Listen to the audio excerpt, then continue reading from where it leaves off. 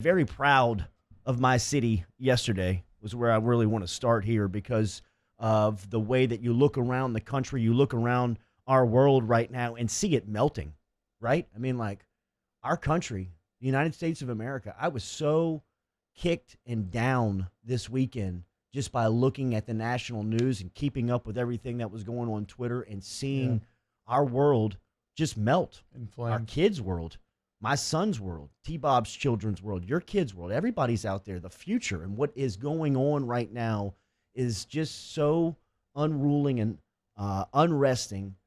And as a parent and as somebody that cares about the future and what it looks like and the relationships for our present status and for our kids' future, is we are in some serious trouble when you look at what was going on this weekend. And T-Bob and I were talking. I think another sign of really being blinded by hoping that change can come from this, but not being optimistic that it will, is even looking at something like the NFL's statement that is very much running again from responsibility and running away from the past and what has happened with that league, and kind of understanding what Colin Kaepernick was setting out to bring attention to.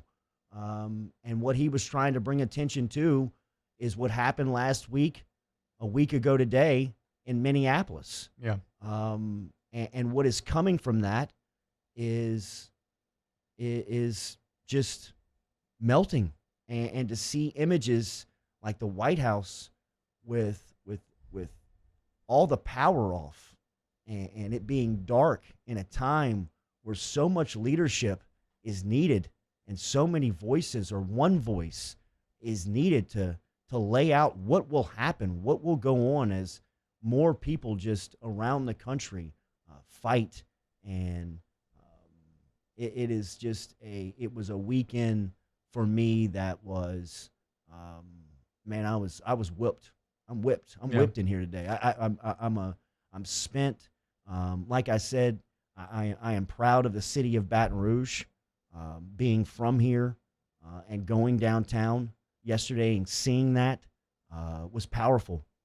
And that was to know that four high school students from Southern Lab and University High had put that together, and to see the people that came together from all walks of life to one place to peacefully protest and try and create change was a proud moment for somebody from the city and from Baton Rouge.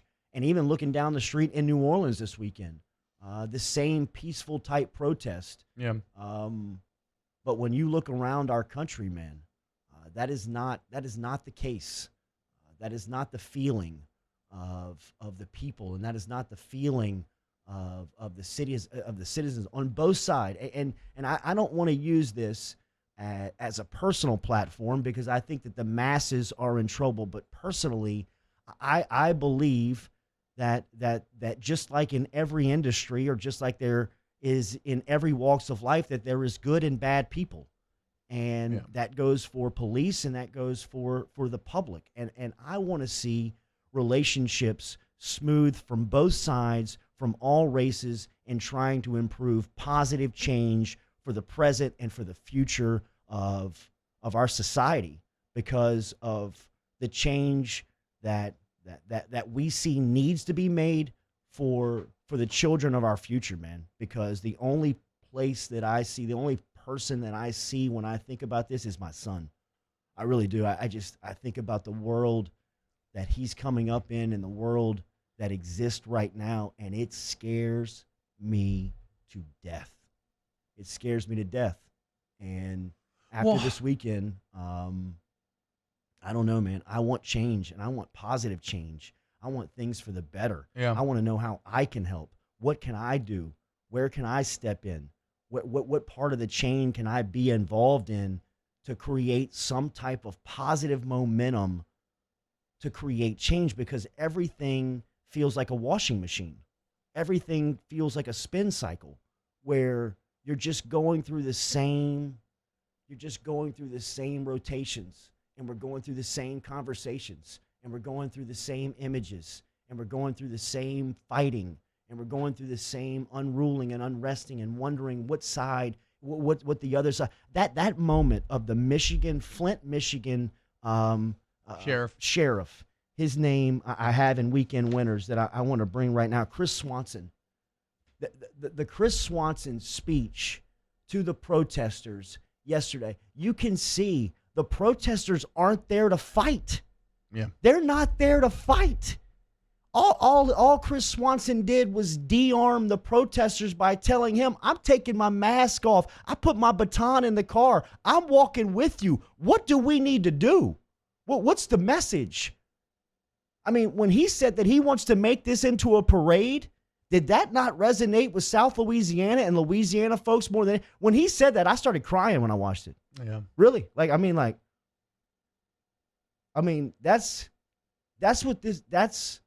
That's where we are right now. Put it down. Put it down, man. Put your fight, your ego, your everything, your passion about it. Just listen. Just listen. That's what I called Tyrus Thomas about yesterday, and he and I were talking about, man, Tyrus, I don't see any color with you, bro. You are one of my good friends. If Tyrus Thomas ever called me and needed anything, I would be there for him, and I think he knows that, and vice versa. And I just told him, man, let's come on the radio and let's just have that conversation.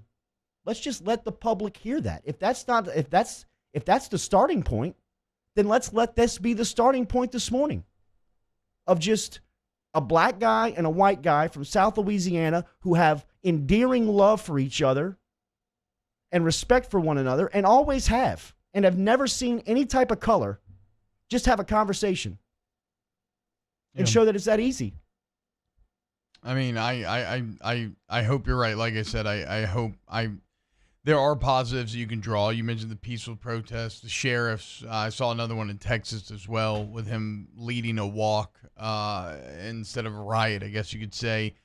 Think about the citizens cleaning up the city, or even protecting their city at certain points during this weekend.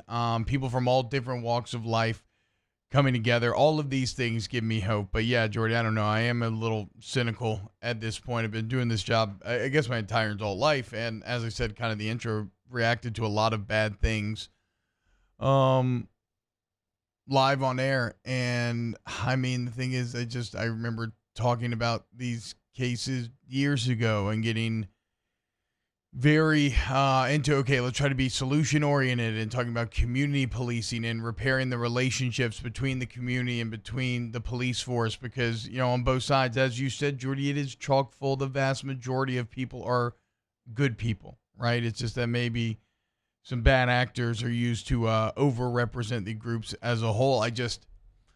I don't know. I guess, like I said, I just become a bit disheartened as far as will meaningful change take place and how to accomplish that meaningful change. And as far as the riots and everything go this weekend, when confronted with injustice as horrific as what happened to George Floyd or Ahmaud Arbery or Breonna Taylor, like, the thing is, I'm not here to say right, wrong. I mean, yeah, you shouldn't be destroying property, all these things. But, like, regardless of how you feel about them, I think the point is that they are inevitable as long as this type of injustice is allowed to foment, as long as it's allowed to take place. And that's why something like the NFL statement, if we want to get a little sports angle on it, makes me so angry, is because it's so empty. And it's so representative of what so many do in these times, and what I even feel like I'm doing right now, if I'm being honest. And I was talking to my wife about this yesterday, but it's like, I mean, I'm going to sit here, I'm going to say things publicly, and they're going to sound good, but will it actually mean anything? Will it actually amount to anything? Or am I just saying what I'm supposed to say the same way that the NFL is just saying what they're supposed to say? Here's what Roger Goodell says. The NFL family is greatly saddened by the tragic events across our country. The protesters' reactions to these incidents reflect the pain, anger, and frustration so many of us feel already. Like what you're talking about, protesters' anger. As current events dramatically underscore, there remains much more to do as a country and as a league. These tragedies inform the NFL's commitment and our ongoing efforts. There remains an urgent need for action, and here's the ridiculous part. We recognize the power of our platform in communities and as a part of the fabric of American society. But see, that's so representative of the problem as a whole because they had their opportunity, right? This is literally what Colin Kaepernick was kneeling about years ago. And so many shouted him down, saying, that problem doesn't actually exist because maybe they hadn't experienced it firsthand. Or shouted him down, saying, no, look, I get that it's a problem, but I just have a problem with the protest. I wish you would protest in a different way. Well, if you can't handle peaceful protest, then you're going to end up with violent protest. And the truth is, if nothing changes, if no meaningful change is brought about, then this will happen again. And the country will explode again. And it'll probably be worse, just like this is a bit worse than anything I remember out of the last few years. So here's that poem, Dream Deferred, that someone linked me that I think holds a lot of weight in this. My heart goes out to everybody who's experienced anything like what Floyd or his family members have had to go through. And it's tough. You can't really, I don't even think, I want to empathize, right? But having not experienced it, I don't know that I fully can. But trying to put myself in the shoes of a minority in this country and hearing, like when you look at the Kaepernick situation, right, and he's kneeling for something bigger, and then hearing everybody shout it down and say there's nothing wrong, or this is not right, and then it becomes a conversation about kneeling rather than what it was supposed to in the first place, and hearing all of that and then seeing it continuously happen. I mean, you would go crazy. Because it just keeps happening again, and I think that's some of the rage and frustration that you see boiling over. So I hope, the greatest hope in my heart is that this is a catalyst for positive change. I'm not very hopeful, even though I hope there's a chance. But I will say, like Jordy said, what I am making myself feel better about today and the people that I am looking to for inspiration are the peaceful protesters in South Louisiana who, despite having all the reasons for the rage and to let it out and to just try to strike back at a system that they feel slighted by, they chose to rise above it and